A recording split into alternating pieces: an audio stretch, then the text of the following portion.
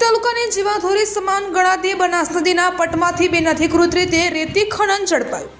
પ્રાપ્ત વિગતો અનુસાર કાંકરેજ જાનપુરની સીમમાંથી પસાર થતી બનાસ નદીમાં રાત દિવસ ભૂમાફિયાઓ દ્વારા એન પ્રકારે અવનવા પ્રયોગો કરીને સાદી રેતી ખનન બાબતે ચર્ચા થઈ રહી છે, જેમાં સૌથી અગત્યની બાબત વિશે વાત કરીએ તો હવે પાલનપુર ખાણ ખનિજ વિભાગના અધિકારીઓએ ઓચિંતી રેડ કરતા તારીખ 28/11/2024ના રોજ બનાસકાંઠા ખાણ ખનિજ અધિકારી દ્વારા મોજે જામપુર નીકળતી બનાસ નદીના પટ પૈકી વિસ્તારમાં આકસ્મિક ચેકિંગ હાથ ધરી અને સાદી રેતી ખનન કરતા એક મશીન તથા 2 ડમ્પર ઝડપી પાડી શિવરી પોલીસ સ્ટેશનમાં લાવી કાયદેસરની કાર્યવાહી હાથ ધરવામાં આવી। જથ્થો બિનઅધિકૃત રીતે ખનન કરતા એક મશીનને અને ડમ્પર જપ્ત અને આગળની દંડનીય કાર્યવાહી હાથ ધરવામાં આવેલ છે। કુલ એક મશીન અને 2 ડમ્પર પકડી પાડી 1 કરોડથી વધુનો મુદ્દામાલ જપ્ત કરવામાં આવેલ છે। ત્યારે હવે કાંકરેજ તાલુકાના ભૂમાફિયાઓમાં ભારે ફફડાટ ફેલાયો છે અને પાલનપુર ખાણ ખનિજ વિભાગ દ્વારા દંડનીય કાર્યવાહી હાથ ધરવામાં આવી હોવાનું પોલીસ દ્વારા